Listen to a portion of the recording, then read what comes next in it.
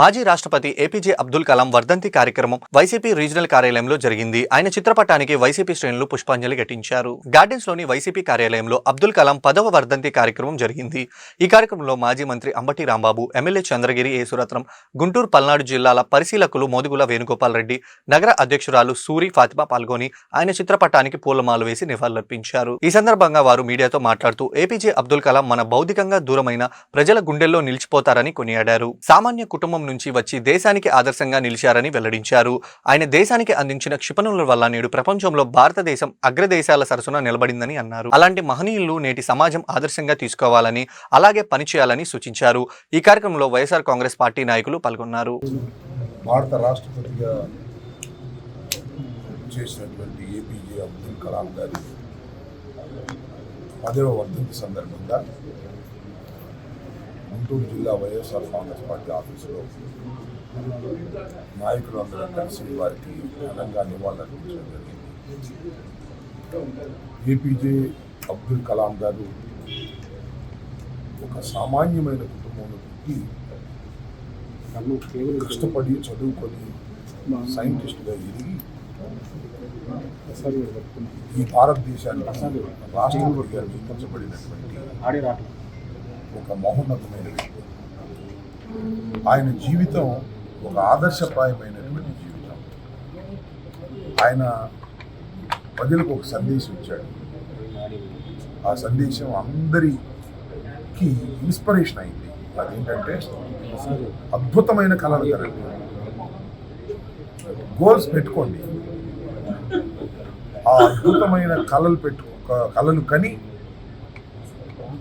ఆ కళల్ని సాకారం చేసుకోవడానికి నిరంతరం ప్రయత్నం చేయండి అని చెప్పాడు.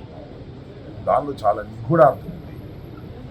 మనం యాస్పిరేషన్స్ పెట్టుకోవాలి, వాటి కోసం ప్రయత్నం చేయాలి, వాటిని చేరుకోవాలనే సందేశం ఆయన ఇచ్చినటువంటి సందేశం ప్రపంచంలో మానవులందరికీ కూడా చాలా ఇన్స్పిరేషన్.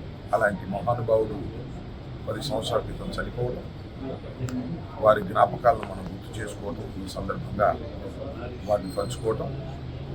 10 సంవత్సరాలు మనకు భౌతికంగా దూరమైనా కూడా ఈ 140 కోట్ల ప్రజానిక గుండెల్లో ఇంకా సజీవంగానే ఉన్నారు.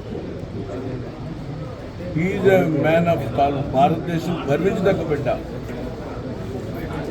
ఎందుకంటే ఆయన చెప్తాడు, when the signature turns as a autobiograph, ఒక సంతకం అనేటువంటిది ఆటోబయోగ్రఫీగా మారేటువంటి వ్యక్తులుగా ఈ భారతదేశ ప్రజలు ఉండాలి. ఈ భారతదేశం రష్యా, అమెరికా సమానంగా నిలబడింది అంటే, చైనాకి సమానంగా ధీటుగా నిలబడిందంటే ఆయన రూపొందించినటువంటి క్షిపణులే అని చెప్పి భారతదేశం ఇప్పుడు కూడా గర్విస్తూ ఉంటుంది.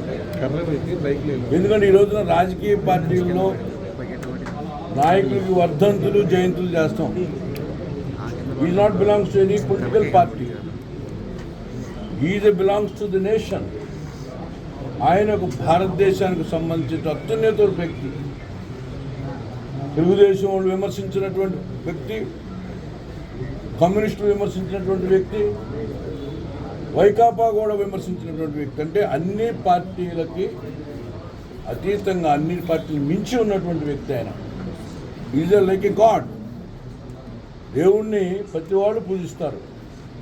అట్లాగే ఈ రోజున అభినవ భారతదేశంలో అబ్దుల్ కలాం గారిని ఎక్కడో తమిళనాడు రామేశ్వరంలో పుట్టి, very simple. He dies with 2 pants, 2 shirts, no bank balance, not even a head of land. ఒక గజం భూమి లేదు, బ్యాంక్ బ్యాలెన్స్ లేదు, ఏదో సింపుల్గా 2 జతల బట్టలు ఉన్నటువంటి వ్యక్తి భారతదేశ రాష్ట్రపతి మరణాంతరం అంత సింపుల్ సిటీగా ఉన్నటువంటి ఏ దేశ నాయకుడు లేడు. Is a not past, is a future. ఆయన ఏదో గతంలో మరణించిన వ్యక్తి కాదు, భవిష్యత్తుకి అందించాల్సినటువంటి వ్యక్తి. అందుకని అంత మతాలకు అతీతంగా గుర్తుకొచ్చే వ్యక్తి. ఈ never feels anybody is a Muslim, is a country pride. దేవుడు ముస్లిం అనేటువంటి మన మతం గుర్తుకురానటువంటి వ్యక్తి, భారతదేశం ముద్దు బిడ్డ అని గుర్తుకొచ్చిన వ్యక్తి. అందుకని నిజంగా సెల్యూట్. ఎందుకంటే శ్రద్ధాంజలి ఘటించేటప్పుడు అమర్ రహే అంటే మనలో లేనటువంటి. So I want